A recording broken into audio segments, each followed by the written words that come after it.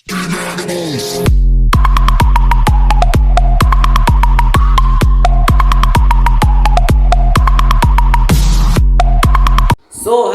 Guys, कैसे हैं आप सभी लोग। स्वागत है आप सभी हमारे प्यार से स्टडी चैनल में फिर से एक बार।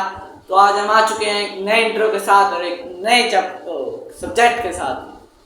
तो आज हम क्या पढ़ने वाले हैं? आज हम पढ़ने वाले हैं क्लास 9 मैथ्स एनसीईआरटी का चैप्टर नंबर 2, जिसका नाम है पॉलिनोमियल्स। तो हम पहले पढ़ेंगे पॉलिनोमियल्स होते क्या है, फिर उसकी एप्लीकेशंस क्या क्या होती है। तो पहली बात पॉलिनोमियल्स पे आते हैं। तो पॉलिनोमियल्स ये टर्म्स डिराइव कहाँ से हुई? पॉलिनोमियल्स सर डिराइव थोड़ा होती है, डिराइव होती है। हाँ देखो, पॉलिनोमियल्स का मतलब क्या है? पॉलिनोमियल्स का मतलब है, पॉली का मतलब है मैनी और नोमियल्स का मतलब है टर्म्स। बहुत सारी टर्म्स को मिला के जो एक फिक्स टर्म बनती है उसको हम पॉलिनोमियल्स कह देते हैं। सर और बताओ पॉलिनोमियल्स के बारे में। हमें टर्म्स के बारे में बता, टर्म्स के बारे में बताओ। टर्म्स के बारे में बताने को कुछ है नहीं वैसे, लेकिन फिर भी बता देता हूँ। टर्म्स क्या होती हैं? Group of variables and their coefficient. Variables and their coefficient. Sir variable and their coefficient मतलब कोफिशिएंट तुमने पिछली 8th क्लास में पढ़ा होगा। कोफिशिएंट क्या क्या होते हैं? कोफिशिएंट जैसे 3x मान लो, इसमें वेरिएबल क्या है? वेरिएबल क्या है? x, और कोफिशिएंट क्या है? x का 3 है ना। इसी को कहते हैं हम क्या? एक टर्म। और ये पूरी की पूरी क्या बन गई हमारी? एक टर्म बन गई हमारी, है ना। तो इसी चीज को हमने पॉलिनोमियल्स का नाम दे दिया। पॉलिनोमियल्स के बारे में और भी बहुत सारी चीजें हैं जिसको हमने अभी अभी पढ़ना है। देखो जैसे कि अभी मैंने एग्जांपल लिया 3x, तो वैसे ही जब अलग अलग पॉलिनोमियल्स को अगर हम, चलो अलग से बताता हूँ आपको। तो अब बारी आती है टर्म्स को डिफरेंशिएट करने की। टर्म्स को डिफरेंशिएट कैसे करते हैं? पहले लिखो टर्म्स। टर्म्स 3 तरीकों में डिफरेंशिएट होती है। पहली होती है मोनोमियल। मोनोमियल क्या होता है सर? मोनोमियल होता है जैसे 3x मान लो। ये तुम अपनी कॉपी में सब कुछ नोट कर लेना, ये सब चीजें जो भी मैं लिख रहा हूँ अभी, ठीक है। मोनोमियल क्या होता है? पहली बात आती है मोनोमियल। मोनोमियल होता है सिर्फ एक टर्म। अगर किसी भी एक्सप्रेशन में सिर्फ एक टर्म है तो क्या कहलाई जाएगी? मोनोमियल। अगर उसी में, नीचे थोड़ी रोशनी पड़ रही होगी, यहाँ लिख देता हूँ, उसी में अगर दो टर्म्स होगी, जैसे 3x + y या 3xy मान लो, तो उसको हम क्या कहेंगे? Diatomic binomial. बायनोमियल मतलब दो टर्म्स को मिला के जो चीज बनती है उसको हम बायनोमियल कहते हैं। और ट्राइनोमियल क्या होता है? ट्राइनोमियल होता है अगर इसी को हम 3 बार कर दें। ये तो तुम मानते ही होंगे, मोनोमियल 1 बार करने से है, बायनोमियल 2 बार करने से, तो ट्राइनोमियल कितने बार करने से होगा? 3 बार। 3x + y + z = trinomial. तो ये 3 अलग अलग प्रकार हैं किसके? टर्म्स के। टर्म्स के अगर हमने अभी हमने अलग अलग प्रकार पढ़ लिए। अब हम डिग्री ऑफ पॉलिनोमियल पढ़ेंगे। डिग्री ऑफ पॉलिनोमियल, उससे पहले इसे मिटा देते हैं।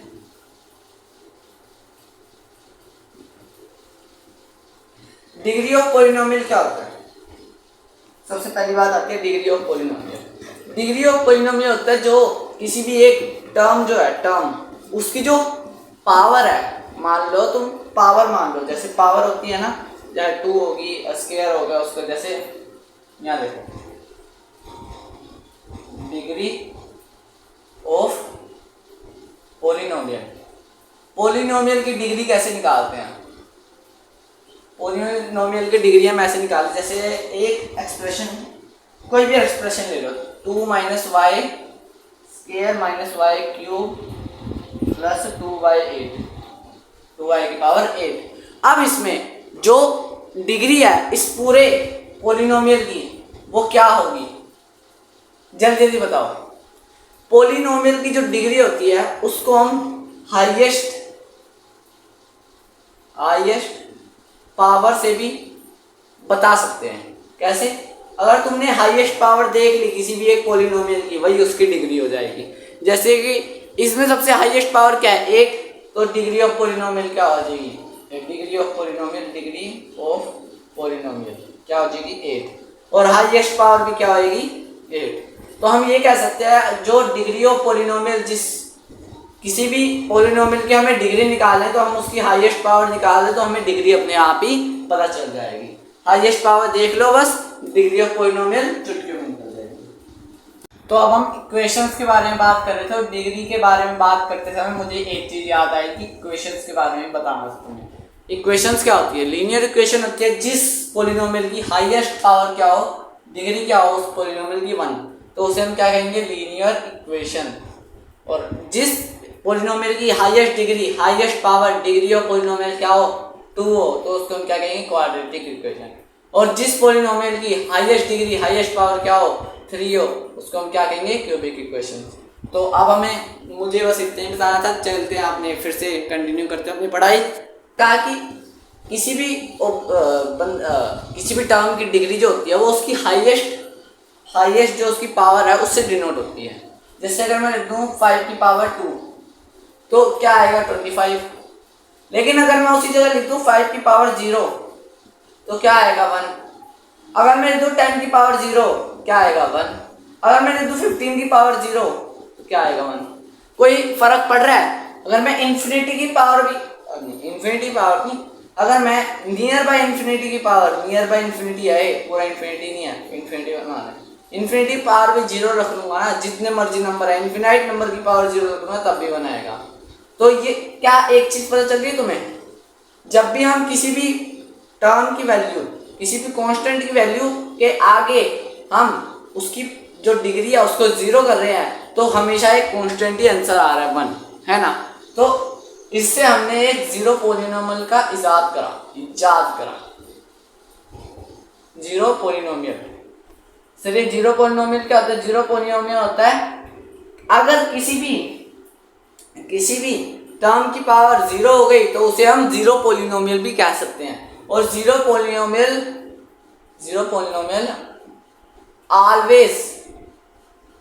ऑलवेज बी कांस्टेंट, हमेशा कांस्टेंट रहता है क्योंकि कभी भी ये 1 बदला नहीं जा सकता। और जो डिग्री होती है, मतलब जो डिग्री होती है जीरो पॉलिनोमियल, तो वो तो तुम्हें पता ही है 0 होती है। और जो भी आंसर आएगा वो हमेशा कांस्टेंट आएगा जो कि है 1 कांस्टेंट आएगा इसका। तो अब हमने ये पढ़ लिया है। अब हमने क्या पढ़ना है? अब हमने पढ़ना है reminder theorem and factor theorem के बारे में। तो रिमाइंडर थ्योरम और फैक्टर थ्योरम क्या होती है? सबसे पहले हम रिमाइंडर थ्योरम के बारे में पढ़ेंगे। ये बोर्ड गिल्ला हो जाता है जल्दी सुखाना मुश्किल है। रिमाइंडर थ्योरम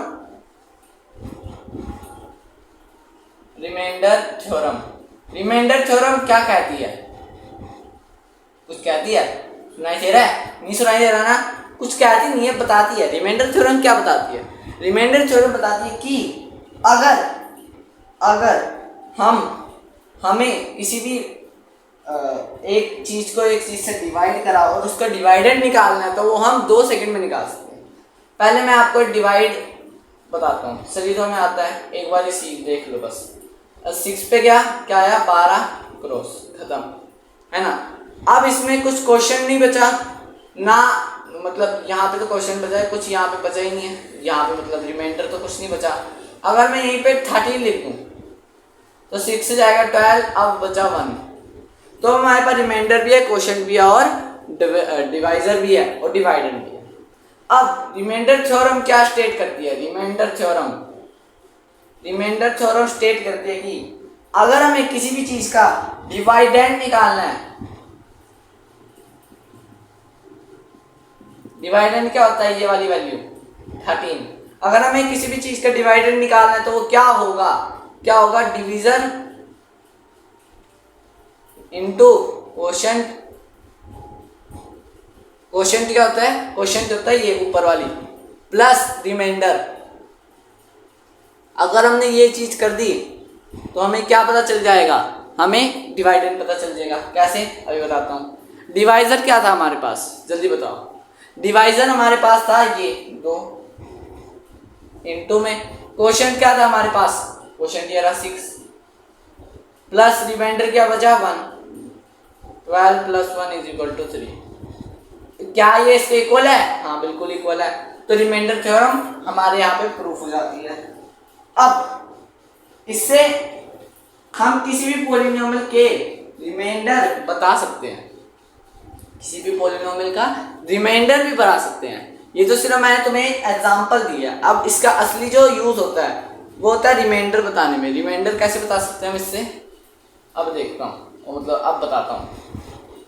रिमाइंडर हम इससे बहुत ही आसानी से, बहुत ही ज़्यादा आसानी से हम इससे अपना रिमाइंडर निकाल सकते हैं। कैसे? अब देखो देखो रिमाइंडर थ्योरम से अगर हमें किसी भी चीज़ का जैसे मान लो x + 1 x - 1 मान लो x - 1, हमने x - 1 ये है डिवीजर, क्या है ये? डिवीजर। और डिवाइडेंट क्या है? डिवाइडेंट है x² + x प्लस जो भी है 1 मान लो या 4 मान लो, ये क्या है हमारे पास? डिवाइडेंट। अगर हमें उन्होंने पूछ लिया कि बताओ इसको इससे डिवाइड करो, जल्दी जल्दी बताओ इसका आंसर क्या आएगा, तो तुम क्या करोगे? सिंपली डिवाइड करोगे। अरे यार अभी तो तुम्हें डिवाइड करना भी सिखाना, चलो डिवाइड करना भी सिखा देता हूँ। अभी डिवाइड कैसे करते हैं, चलो इसमें अगर मैं x - 1 का 0 फाइंड करना पड़ेगा। फर्स्टली फाइंड क्या करना है हमें? फाइंड द 0 ऑफ, किसका 0 फाइंड करना है हमें? डिवीजर का। सबसे पहले हम डिवीजर का जो है 0 फाइंड करेंगे। अगर हमने डिवीजर का 0 फाइंड कर लिया तो हम उसकी वैल्यू यहाँ पुट करके आराम से आंसर निकाल सकते हैं। इसके डिवीजर 0 फाइंड करने के लिए ज़्यादा मेहनत नहीं लगती, सिर्फ =0 लगा दो। =0 लगा दे तो = क्या आ जाएगा? 1 आ जाएगा। x = 1 आ जाएगा, तो x की 0 क्या हुई? इस पॉलिनोमियल की 0 क्या हुई? 1 होगी। तो अब इसके 0 को उठा के हम इसमें डाल देंगे, क्या आएगा? 1² + 1 + 4, है ना, ये आ गया। अब इसमें क्या करेंगे हम? आएगा 1 + 1 + 4 = 6। तो अगर मैं इसे डिवाइड करूंगा तो क्या आएगा? 6 आएगा। डिवाइड करके भी दिखा देता हूँ आपको, यहाँ पे एक कोने में डिवाइड करता हूँ, ठीक है। यहाँ पे अगर इसे डिवाइड करूँ x - 1, अभी सिखाना भी तो है आपको, सॉरी x² + x + 4। अगर मैं इसे डिवाइड करूंगा, डिवाइड करने के लिए सबसे पहले देखना होता है पहली टर्म को हमने खत्म करना है। पहली टर्म से हमारी दुश्मनी है, पहली टर्म को हमने जल्दी जल्दी खत्म करना है। तो पहली टर्म को खत्म करने के लिए हमें क्या चाहिए? x² चाहिए।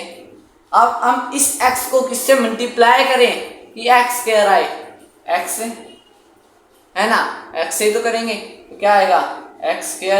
अब हम -1 को करेंगे, इससे क्या आएगा? -x, तो -x, है ना। तो अब इसकी जगह अगर हम साइन बदल दें, प्लस का माइनस कर दें, माइनस का क्या कर दें? प्लस कर दें, तो क्या आएगा? ++ 2x हो जाएगा, +4 हो जाएगा। अब ये चीज़ आ गई। अब हमने इसमें प्लस में क्या लगाना है? 2x लाने के लिए 2 लगाना है यहाँ पे, है ना। 2 लगाएंगे क्या आएगा? 2x, प्लस का था माइनस का हो जाएगा। साइन बदलने वाले सीख लेना तुम, एक बार साइन बदलने आ गए तुम्हें तो तुम आराम से कर लोगे, साइन बदलना सीख लो बस। और अब हम 2x से 2 को x से करेंगे, 2x आएगा। -1 को 2 से करेंगे तो क्या आएगा? -2, नीचे क्या आ जाएगा? प्लस आ जाएगा। ये इससे खत्म, इसमें क्या आ जाएगा? 6, रिमाइंडर क्या बचा? 6, और यहाँ भी क्या आ रहा है? 6। तो रिमाइंडर थ्योरी हमारी यहाँ से प्रूफ हो जाती है। और मिलते हैं अपनी अगली स्लाइड में जहाँ पे हम पढ़ेंगे फैक्टर थ्योरम के बारे में। बंद हो जा। तो अब किसकी बारी आती है? अब बारी आती है फैक्टर थ्योरम के बारे में। तो फैक्टर थ्योरम क्या कहती है? फैक्टर थ्योरम सर अभी तो कहा था कुछ नहीं कहती कोई भी थ्योरम। अरे यार मैं भूल जाता हूँ। फैक्टर थ्योरम कहती क्या है? फैक्टर थ्योरम कहती है कि अगर किसी भी पॉलिनोमियल, कोई भी पॉलिनोमियल मान लो 4x³ + 3x² -4x + k को हमने डिवाइड करना है x - 1 से, जो मैंने पिछली स्लाइड में गलती से लिख दिया था और तुमने इतना बड़ा बतंगड़ बना दिया था। देखो अगर हमें इससे मल्टीप्लाई करना है तो हमें इसकी वैल्यू तो पता नहीं है, हमें के की वैल्यू फाइंड करने के लिए, के की वैल्यू फाइंड करने के लिए किसी भी एक ऐसे पोलिनोमियल से इसकी क्या करनी चाहिए, डिवाइड करना चाहिए, इसको काटना चाहिए, जिससे जिसका जीरो इसके इक्वल आ जाए और के की वैल्यू पता चल जाए। समझ आ रहा है? नहीं समझ आ रहा? मुझे भी नहीं समझ आ रहा, बता दूँ आपको अभी। अरे मजाक कर रहा हूँ। देखो अगर मैं x-1 का जीरो निकाल लूँ, x-1 का जीरो निकाल लूँ, क्या आएगा? 1 आएगा, है ना? ऑब्वियस की बात है 1 आएगा। अरे फोकस नहीं है क्या? फोकस है ना सर आपका भी, कैमरे का भी? हाँ देखो x+1 x इक्वल टू 1 आ जाएगा, x इक्वल टू 1 आ जाएगा। तो यहाँ क्या होएगा? यहाँ होएगा, देखो यहाँ पे बताता हूँ। यहाँ पे अगर मैं इसे इससे डिवाइड करूँगा तो यहाँ पे x की वैल्यू अगर मैं 1 पुट करता हूँ, x की वैल्यू हमेशा 1 ही पुट करनी है। x की वैल्यू 1 पुट करूँगा तो क्या आएगा? x1³ प्लस 3x मतलब 1 का स्क्वायर माइनस 4 1 प्लस के, है ना, इज इक्वल टू, अगर मैं 0 रखूँ, क्योंकि मुझे तो लगता है कि इसको वैल्यू पुट करके इसका आंसर 0 आ जाना चाहिए। मेरा क्या पर्सपेक्टिव है? मेरा पर्सपेक्टिव है कि अगर मैं इसका 0 इस पे रखता हूँ तो ये पोलिनोमियल कट जाना चाहिए, ये इसका डिवाइडेंट होना चाहिए। लेकिन अगर ये ऐसा नहीं हुआ तो यहाँ 0 नहीं आएगा, सिंपल सी बात है ना? तो अब देखो इसको इससे मल्टीप्लाई करोगे, 4 प्लस 3 माइनस 4 प्लस के इक्वल टू 0। अगर मैं ये तो इससे गया 3 प्लस के इक्वल टू 0, तो क्या मैं ये कह सकता हूँ x-1 को इससे डिवाइड करने के लिए हमें जो k की वैल्यू चाहिए होगी, k की वैल्यू एक ऐसी वैल्यू चाहिए होगी जिसको लगा के हम इसको इससे पूरा का पूरा कट कर सके, पूरा का पूरा कत्लेआम कर सके इसका। तो k की वैल्यू क्या होगी? वो -3। हाँ सर, अब देखो, अब बताता हूँ -3 कैसे होगी। -3 अगर मैं यहाँ पे 4 की वैल्यू 1 पुट करता हूँ, देखो 4 अरे यार सीधा सीधा देख लो ना यहाँ से। अगर मैं यहाँ पे k की जगह, k को हटाओ, k को यहाँ से हटा दो, इन स्टेप्स को भी हटा दो। अगर मैं k की वैल्यू यहाँ पे क्या पुट करता हूँ? -3, यहाँ भी क्या आ जाएगा? -3। तो प्लस का 3 माइनस का 3 कट नहीं जाएगा, है ना? प्लस का 3 माइनस का 3 कट जाएगा, आंसर क्या आएगा? 0। तो सिंपल तो है ना यार। तो k की वैल्यू क्या आएगी कि हम इससे इसको डिवाइड कर लेंगे। यही होती है फैक्टर थ्योरम। तो अब हम जाने वाले हैं क्या क्या करने वाले हैं हम करने वाले हैं कुछ क्वेश्चंस इसके बारे में। उससे पहले तुम्हें एक चीज़ जरूर याद करनी पड़ेगी। सर एक चीज़ क्या याद करनी पड़ेगी जो इस चैप्टर में सबसे मेन है, वो आती है इन 3 2 1 गो। तो ये रही वो मेन चीज़ें जो आपको याद रखनी है। आइडेंटिटीज, सही बोला, आइडेंटिटीज। ये जो 4 हैं आपको ज़्यादातर फुल अपने आप को रिवाइज करके रखनी है। ये जो आइडेंटिटीज हैं ये ज़्यादातर आएगी आपके सिलेबस में भी और आपके क्वेश्चंस में भी आएगी ज़्यादातर। तो ये आइडेंटिटीज अगर आपने याद रख ली तो बहुत अच्छा है। या पिछली क्लास में आपने 4 आइडेंटिटी पढ़ ली थी, अब ये 4 और पढ़ लीजिए, है ना। ये जो लास्ट वाली आइडेंटिटी है इसमें थोड़ा एक्सेप्शन है कि अगर if x plus y plus z equal to 0, अगर x plus y plus z 0 हो जाएगा तो x³ plus y³ plus z³ is equal to 3xyz। क्या हो जाएगा? 3xyz। क्यों? क्योंकि तुम्हें तो ये तो पता ही है कि x plus y plus z 0 है, तो x plus y plus z का अगर आप क्यूब कर दोगे तब भी तो 0 ही आएगा आंसर में अगर 0 आएगा प्लस y³ प्लस z³। तो अगर हम ये तीनों टर्म तो लिख दी इज इक्वल टू 0 आ रहा है यहाँ पे, है ना। तो यहाँ पे माइनस का 3xy भी तो है, मैंने वो लिखा नहीं अभी, वो आप देख लेना थोड़ी देर में। माइनस का 3xyz भी तो है ना। तो इसका अगर हमें पूरी वैल्यू -3xyz है तो इसकी अगर वैल्यू 0 है तो क्या मैं लिख सकता हूँ कि x³ plus y³ plus z³ क्या हो सकता है? हो सकता है 3xyz, क्योंकि इसके आगे तो 0 ही आ जाना है। 0 ही आ जाना है तो हम इसको उधर ही ले जाते हैं, है ना। जरूरी नहीं है कि सर 3xyz भी तो है, ये भी तो 0 ही होगा, जरूरी नहीं है 0 होगा। क्यों 0 नहीं होगा? जरूरी इसलिए नहीं है कि ये 0 होगा क्योंकि अगर अगर हमारे पास देखो हमने मान लिया 1 माइनस 1 नहीं 2 माइनस 1 माइनस 1 है ना। 2 माइनस वन क्या होगा, माइनस वन कितना होगा -2 और इससे करा तो 0 आ जाएगा। लेकिन अगर उसी जगह मैं इसे ना करके क्या कर दूं, अगर मैं इसे मल्टीप्लाई कर दूं 2 इंटू -1 इंटू -1 तो क्या आएगा, -1 प्लस का 1 हो जाएगा है ना, और इससे करोगे तो 2 आ जाएगा आंसर। तो जरूरी नहीं है कि तीनों टर्म जो है वो 0 ही होगी हमेशा, ये कांस्टेंट भी हो सकती है। तो ये एक्सेप्शन जो है ये हमेशा याद रखना, ठीक है। तो चलते हैं अपने अगले क्वेश्चंस की तरफ जो कि है बहुत ही ज़्यादा मुश्किल, जो कर देंगे आपका जीना आसान। तो आ गए हम अपने क्वेश्चंस की तरफ, क्वेश्चन वाली स्लाइड में। पहला क्वेश्चन मैं आपको देना चाहता हूं 60 सेकंड में आपने करना है, ठीक है। x की power 4 plus x square y square plus y की पावर 4, ये वाला क्वेश्चन आपने अभी के अभी जल्दी के जल्दी करना है। तब तक मैं दूसरा क्वेश्चन लिख देता हूँ। 60 सेकंड मिलेंगे आपको, 60 सेकंड में कर लिए तो आपको मिलेंगे 7 करोड़। देखो अब अगला क्वेश्चन है,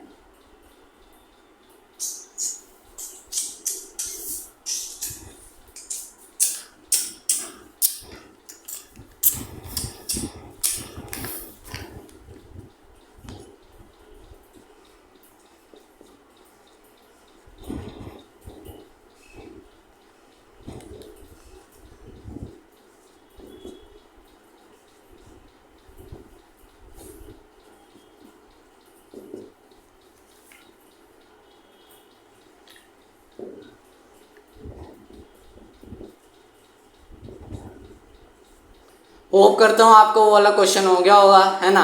अभी बताता हूँ उसका आंसर, जब उससे पहले मुझे ये क्वेश्चन लिख दो। Find the value of a cube plus B cube plus C cube minus 3abc is equal to, अरे है ना जगह, हाँ है जगह। ओह सॉरी फाइंड नहीं करना, प्रूफ करना है।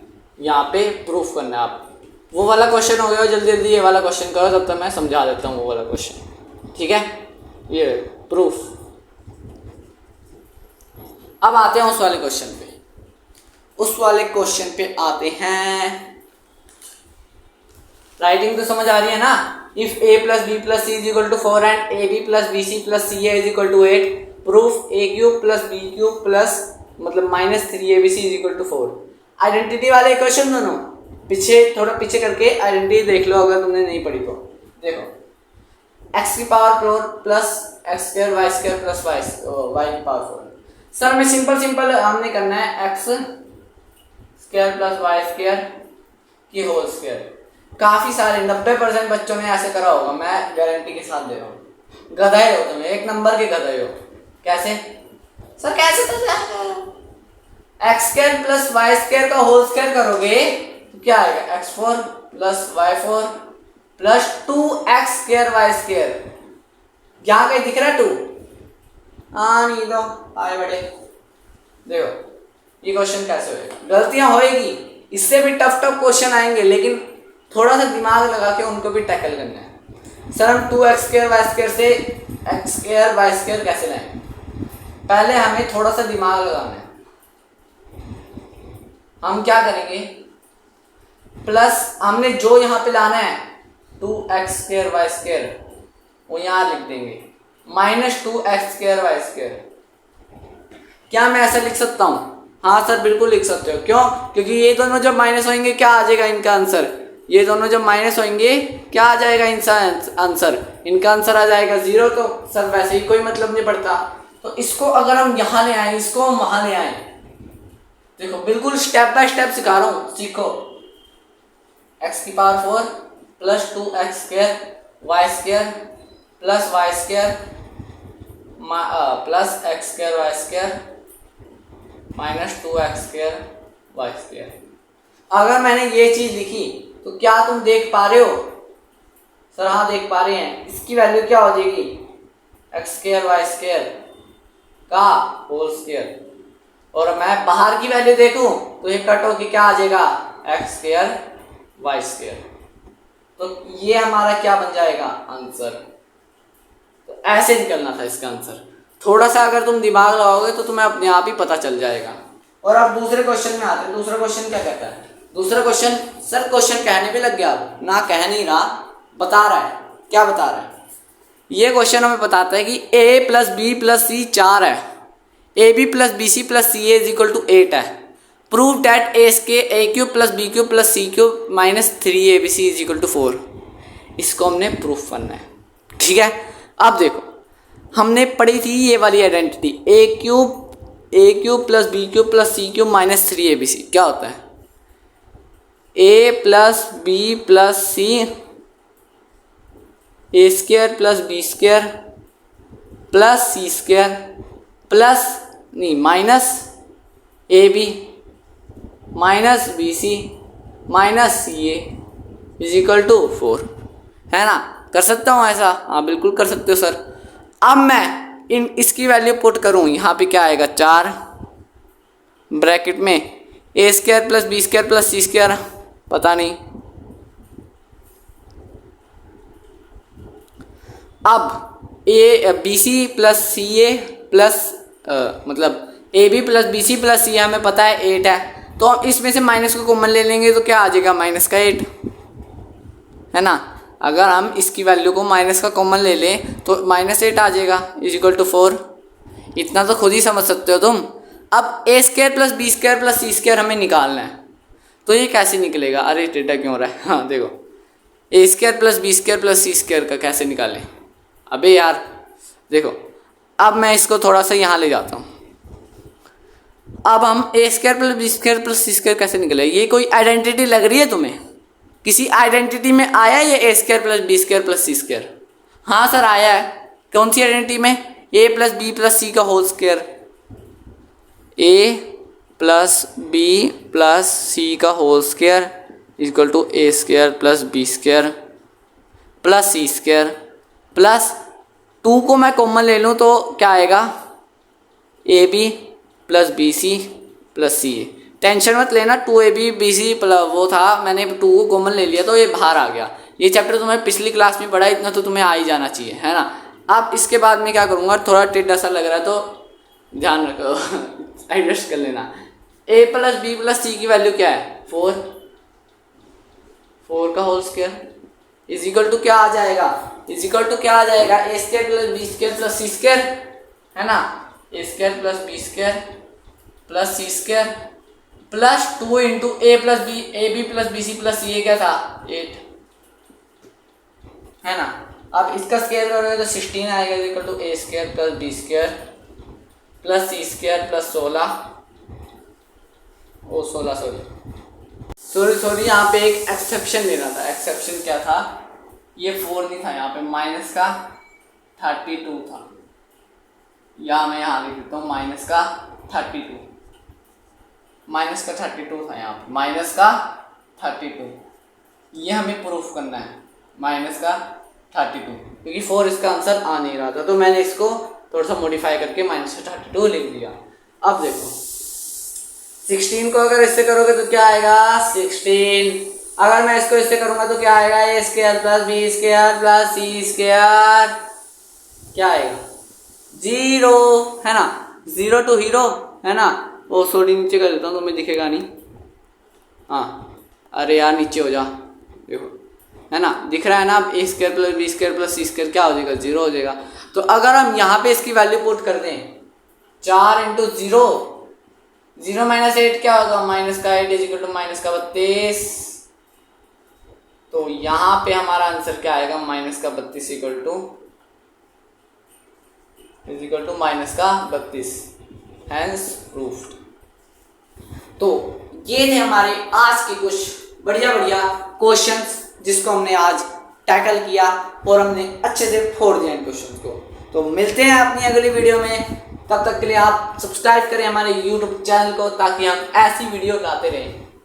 यार प्लीज़ सब्सक्राइब कर दिया करो, कि अगर तुम्हें लगता है ना मैं कम मेहनत करता हूँ तो चीज़ें बताओ कि मैं कहाँ गलत कर रहा हूँ, फिर मैं उन्हें सुधारूंगा। क्या मैं ज़्यादा हिचकिचाता हूँ या ऐसी कुछ चीज़ें, जिससे मैं उन्हें सुधारूं और मैं ज़्यादा थोड़ा अच्छा पढ़ा पाऊँ आपको। आपका इंटरेस्ट क्या है वो हमें कमेंट कर दीजिए। तो मिलते हैं अपनी अगली वीडियो में, तब तक के लिए क्या क्या बोलते हैं, तब तक के लिए गुड बाय।